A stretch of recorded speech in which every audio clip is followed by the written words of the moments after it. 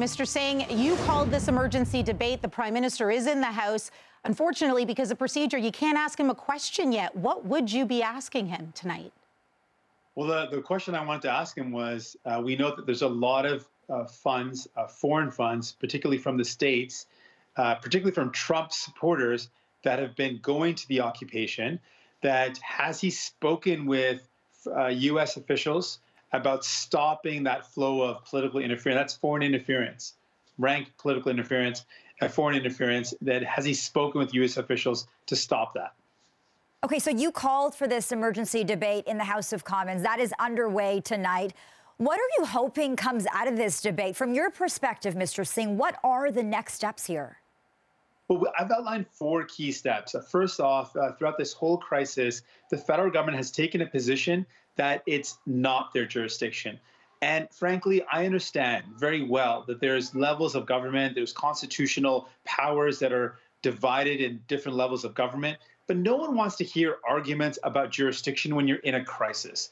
Real leadership is trying to find solutions, not looking for excuses. So my first call in my speech was, let's stop having the federal government try to find excuses and focus on finding solutions. Secondly, I said, we know that a lot of the money that's going to this occupation is foreign, specifically from the States, particularly from Trump-like supporters, that foreign interference has to stop. And will the Prime Minister use the tools that we have at the federal level to stop that funding coming in from the States? Thirdly, Canadians who've done the right thing, 90% of us who are vaccinated, are still frustrated that despite being vaccinated, we don't know the plan to get out of this pandemic. What is the plan? What are the steps that we need to take to get out of the pandemic? And particularly our healthcare system, it is inexcusable that 2 years into this pandemic, our healthcare system always is pushed to the brink of collapse when there's another wave. That cannot happen. We need sustainable funding so our healthcare system and frontline healthcare workers have enough resources, there's enough nurses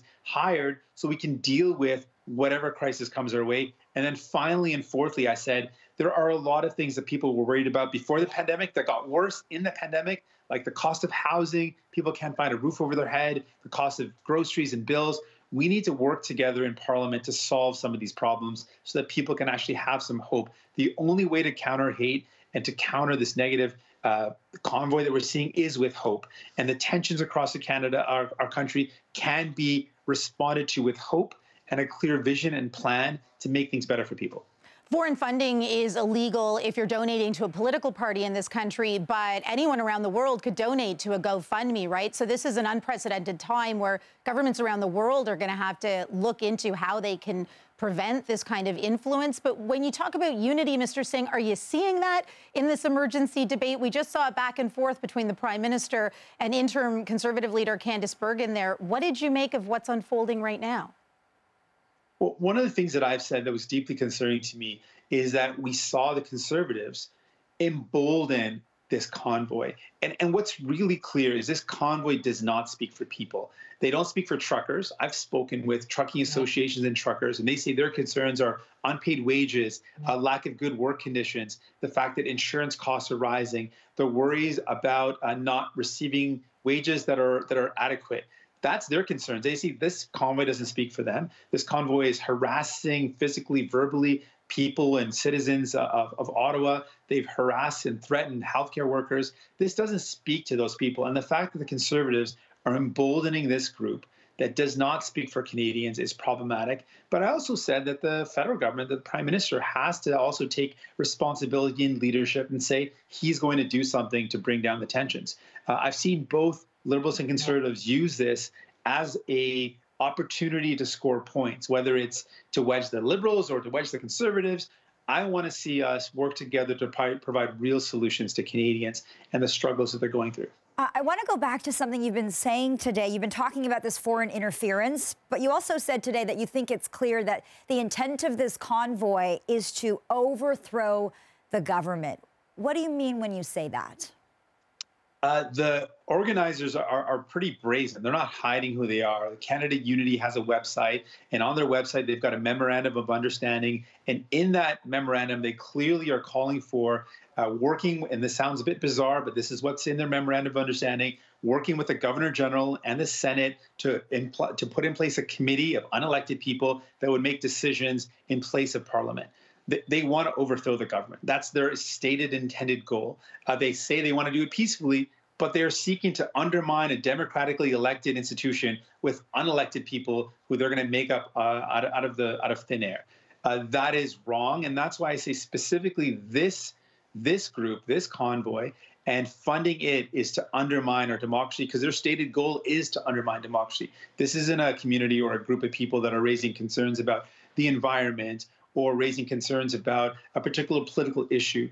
They are specifically and intentionally hoping to supplant the existing government, and that's wrong.